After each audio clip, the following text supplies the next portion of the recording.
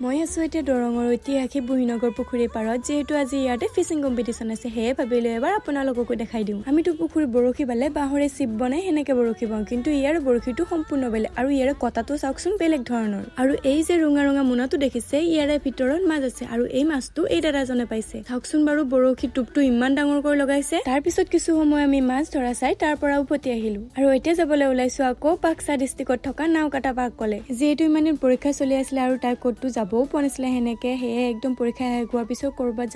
যাওঁ কৰি আছিলে আৰু দাদাও কলে বল পিছে আজি ফুৰাই লৈ আহো হেয়ে আজি আমি তিনিও মিলি ফুৰিবলৈ আহিলো কিন্তু আমি গৈ পালে ৰাতিয়ে হৈ গল আৰু আমাৰ দুৰ্ভাগ্য যে আজি পাৰ্কখন সোনকালে বন্ধ কৰিলে দুখটো লাগিছে অলপ যেহেতু ইমান দূৰৰ পৰা আহিছিলো কিন্তু উপায়টো নাই ৰাতি হলে ইয়াতে যেহেতু লাইটিং কৰে চাবলৈ বহুত মন আছিলে হেয়ে ভাবিছিলো চাই যাওঁ কিন্তু আজি চাবলৈ নেপামেই আৰু আজি হেনো মানুহৰ সংখ্যা ইয়াতে বহুতে কম হেয়ে সোনকালে বন্ধ কৰিলে আনদিনা 7টা বজালৈ থাকি যায় তেওঁলোকে কৈছে আজি আৰু আমাৰ বেট লাগ যেহেতু আজি আমি ভিতৰলৈ আৰু সোমাব নেপাওঁ তাৰ পিছত তাত বাহিৰতে কেইখনমান ফটো উঠিলো ফোনটিকো উঠাই দিলো আৰু অলপ ফুৰা কৰি ভিতৰত থকা দোকানখনতে কিবা খাবলৈ আহিলো তাৰ পিছত আমি প্ৰথমে তাত আহি চুপ অৰ্ডাৰ কৰিলো কিন্তু চুপটোত ইমান জলকীয়া দিছে নহয় মই খাবই নোৱাৰিলো তাই পিছে মোতকে জলকীয়া বেছি খাব পাৰে দেই এই যে সৰুতে গৈছিলে জলকীয়া খালে সাঁতুৰিব পাৰে মই কিন্তু জলকীয়া নাখায়ো সাঁতুৰিব পাৰো দেই তাৰ পিছত আমাৰ ৰোল আহালে দাদাই দেখুৱাইছে বিৰাট কোহলিৰ ফটো বিৰাট কোহলি হেনো বুঢ়া আঙুলি দেখাই আছে এনেকে আমি কথা পাতি থাকোতে আমাৰ ৰোল আহি পালে তাৰ পিছত আমি ৰোল খোৱা ষ্টাৰ্ট কৰিলো ৰোল খোৱাৰ পিছতো আৰু কিবা খাবলৈ মন গৈ থকাত আমলেট অৰ্ডাৰ কৰি আমলেট খাই দিলো